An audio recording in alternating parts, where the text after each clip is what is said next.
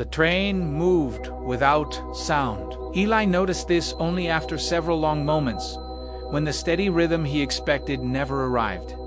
No clatter of wheels, no sway of the carriage. Outside the window, the world slid past, as if painted on glass fields, stretching and folding. Rivers reversing their curves, cities appearing and dissolving like breath on a mirror. He sat alone in the compartment. The seats were upholstered in a deep blue fabric stitched with thin silver lines that resembled maps. When Eli traced one with his finger, it shifted slightly, as though the route were being redrawn beneath his touch.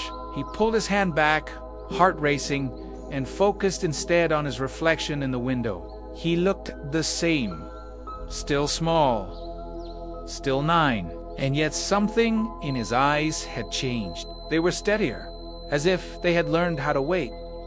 The compass grew warm again. Eli took it out and opened it carefully. This time, the needle did not point north.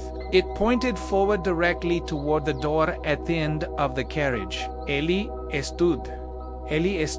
As he stepped into the narrow corridor, the train seemed to lengthen. Doors appeared where there had been walls before, each one different, wood darkened by age, metal polished like a mirror, glass clouded with frost. Above every door hung a small plaque, etched with words that shimmered and shifted too quickly to read. He passed them slowly, his footsteps silent. From behind one door came laughter his own, younger. From another, the sound of waves and a voice calling his name in a language he did not yet know. He felt the tug of curiosity, the ache of almost recognition.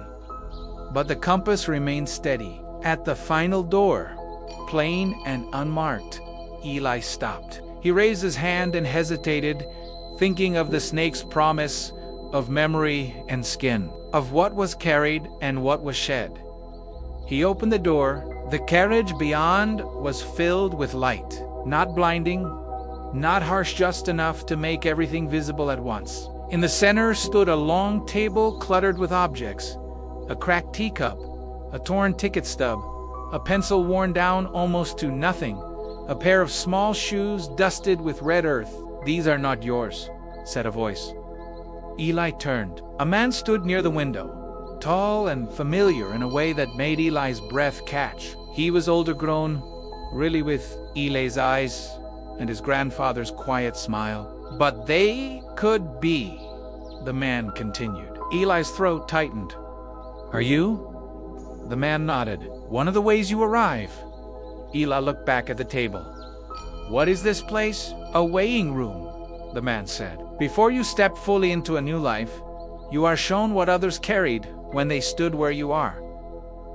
Eli picked up the pencil. It felt warm, used, loved.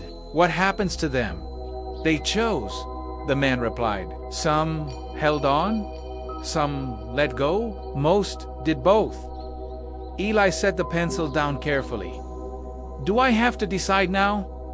The man shook his head. "No. That's the secret. You decide again and again." The light softened. The table faded.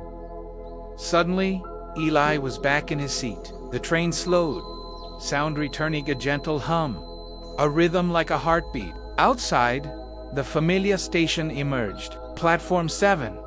His parents waiting, his mother's hands clenched, his father scanning the crowd. The doors opened. Eli stepped off the train. The compass cooled in his palm, the needle settling at last into a calm, steady north. Behind him, the train departed, leaving nothing but warm air and the faintest scent of leaves after rain. Eli took a breath and walked toward his parents, carrying with him a quiet certainty. Somewhere, on the other side of the station, the snake still waited, and so did every version of himself he had not yet become.